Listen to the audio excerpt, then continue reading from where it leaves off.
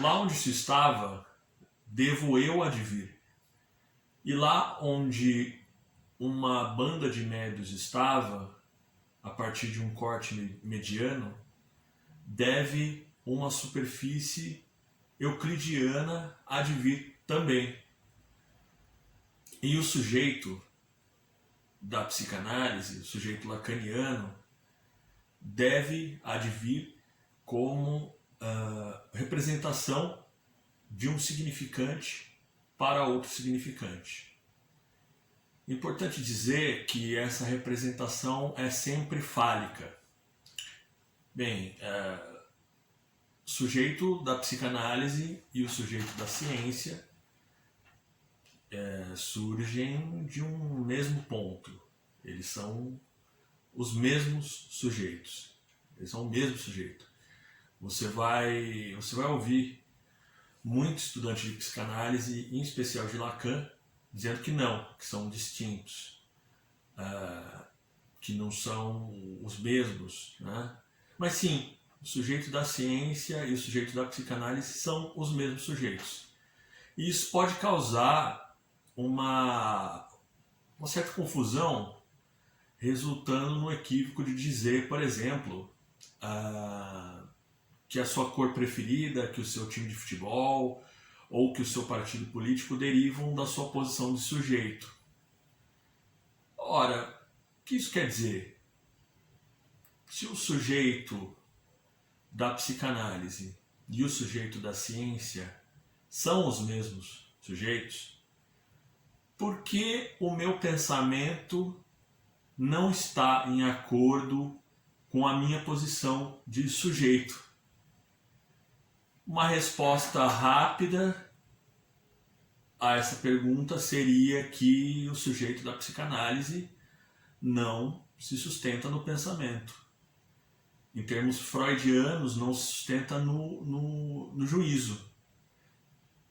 Mas essa confusão acontece porque eles derivam do mesmo estatuto inaugural, digamos assim, que é o cogito cartesiano. De acordo com Lacan, o índice do sujeito, tanto na ciência quanto na psicanálise, é a certeza. Lacan trata disso no Seminário 11, os 4 conceitos fundamentais da psicanálise. Ou seja, ambos os campos, o da ciência e o da psicanálise, partem de um mesmo corte. Que corte que é esse? Cogito cartesiano, a sentença eu penso, logo existo, é esse corte. Então, nesse momento, esses dois campos estão em consonância, estão em conformidade. Eles partem da certeza, que é o fundamento do sujeito, que é o ato que inaugura o sujeito, e o que vai diferenciar a maneira de ler esse sujeito pela psicanálise e pela ciência é tudo o que acontece, então, a partir desse corte. E também tudo o que vai diferenciar esses dois campos.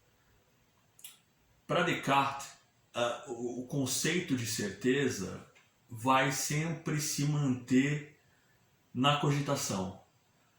Isso quer dizer que o sujeito da ciência, que se apoia no postulado cartesiano, segue como uma substância pensante, que pensa, que duvida, que concebe, que afirma, que nega, que quer, que imagina e também que sente. É isso que o Descartes escreve nas meditações. É o sujeito do pensamento. E dessa maneira, trata-se de um sujeito mais euclidiano. Ele tem lado.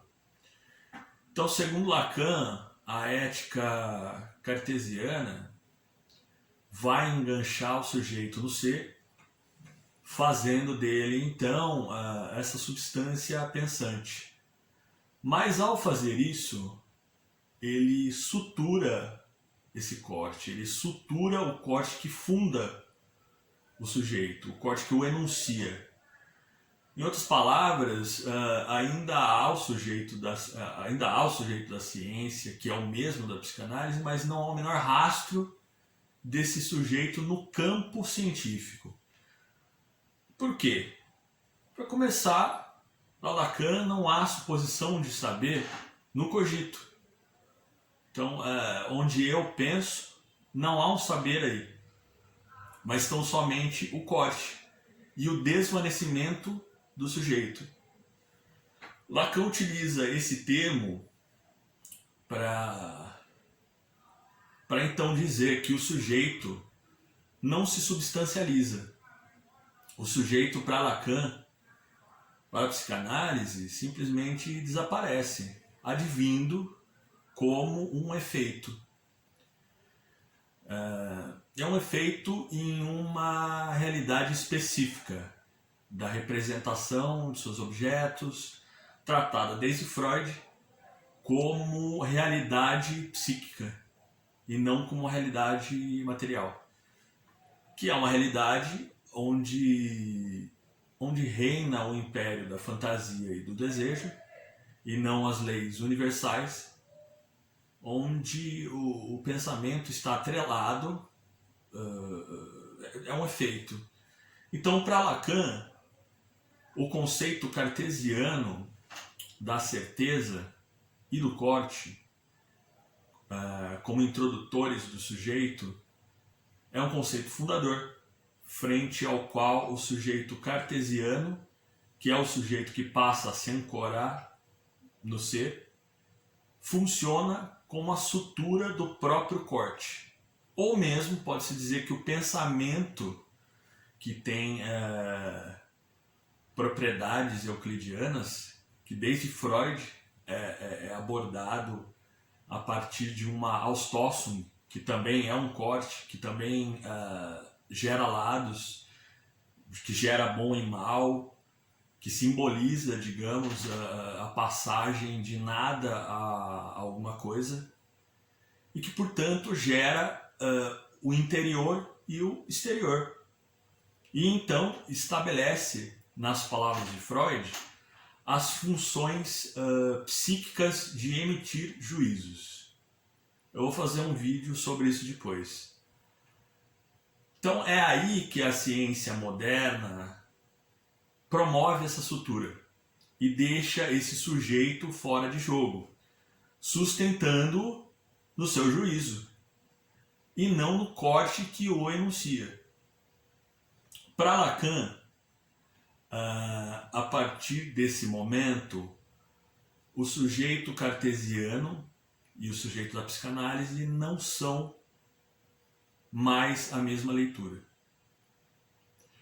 Porque a partir desse momento, o sujeito cartesiano é uma substância pensante e o sujeito psicanalítico é e não pensa, é onde não pensa, e quando pensa não é e duvida. Então trata-se do mesmo momento inaugural que opera um corte enquanto conceito, por onde se introduz o sujeito, mas de dois encaminhamentos distintos, o psicanalítico e o cartesiano.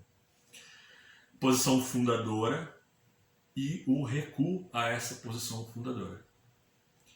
E a partir desse momento, a gente pode jogar com duas geometrias também diferentes. O discurso científico sempre estranhou a psicanálise, muito, porque o discurso científico visa, o discurso científico sonha, no final das contas,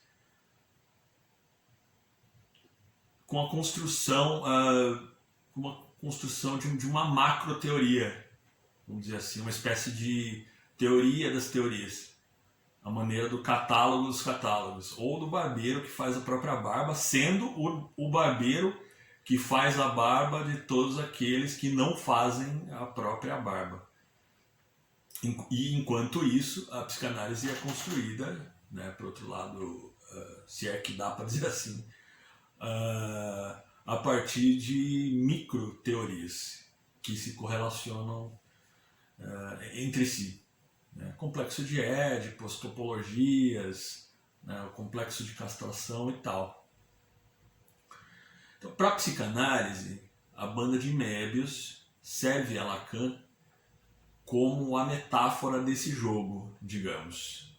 Né? Quer dizer, é uma geometria topológica que serve de metáfora de algo que se passa no psiquismo, não no pensamento. E nessa tangência tem um alcance melhor que a geometria euclidiana. É um alcance para a leitura que vai dando respostas a alguns dos seus princípios fundamentais. Mas nem todas as escolas, digamos assim, escolas psicanalíticas, fazem o uso dessa geometria ou fazem suas leituras nessa geometria.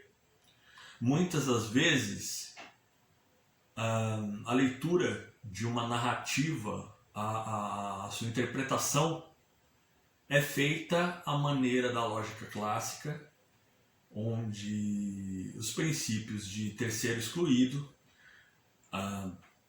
de não contradição e de identidade, enquanto valores de verdade, são tomados como valores clínicos, de maneira em que passa a haver uma equivalência entre o pensamento do indivíduo e o sujeito.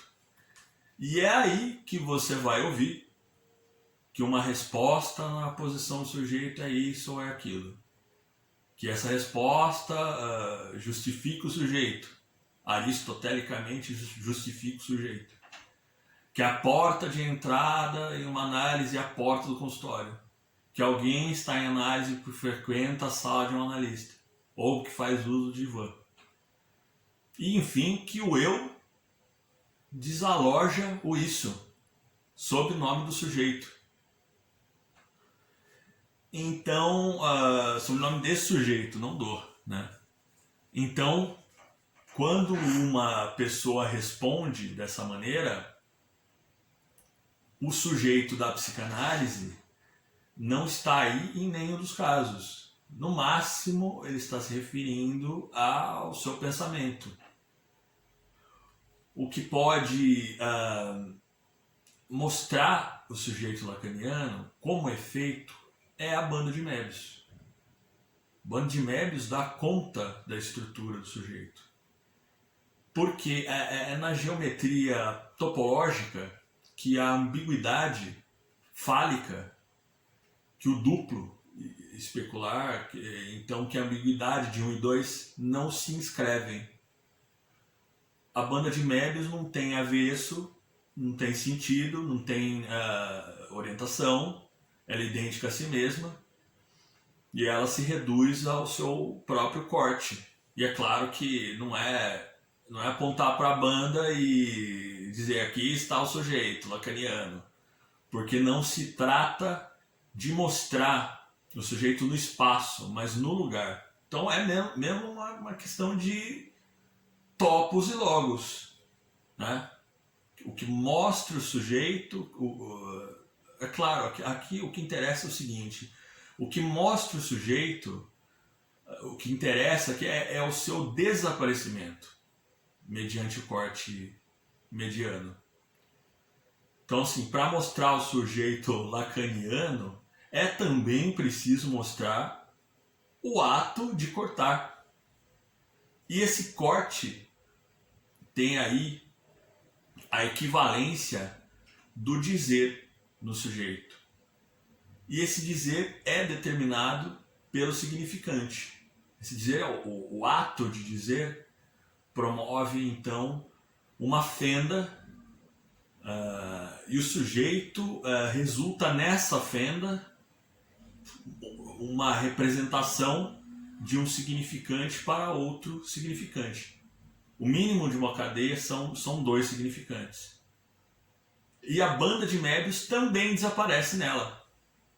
Então, a partir desse corte, a superfície de Möbius não se divide, vale dizer. Ela não se corta em 2 superfícies de Möbius. Com o corte muda-se o quê? Muda-se de estrutura. Você passa de uma estrutura, ou de um tipo de estrutura a um outro tipo de estrutura. Ela desaparece nesse corte. E o sujeito também desaparece. Então essa é a função do corte na linguagem. E é também a partir desse corte que se obtém, digamos assim, tudo aquilo que é orientável. Como, por exemplo, o pensamento, a interpretação. A interpretação sempre transforma a banda em biface. Então, assim, a partir desse corte, descola-se significante de significado. Então, se há uma representação aí, pela banda de Möbius, é uma representação daquilo que não é representável. É uma representação daquilo do que retorna ao mesmo lugar, e é por isso que os objetos topológicos oferecem resistência à interpretação. Mas o único jeito de mostrar as formações do inconsciente é por essa unilateralidade da banda que mediante o corte faz surgir o significante. E essa fenda produz, então, um intervalo. E é nesse intervalo, entre um significante e outro, é só nessa iância pré-ontológica que você vai ter notícias desse sujeito. O sujeito da psicanálise manda suas notícias nessa descontinuidade. Então, assim, a cadeia significante é uma sucessão de cortes que produz essa descontinuidade. E então, o que é que vem antes? O corte ou o sujeito? Para a ciência, certamente é o corte.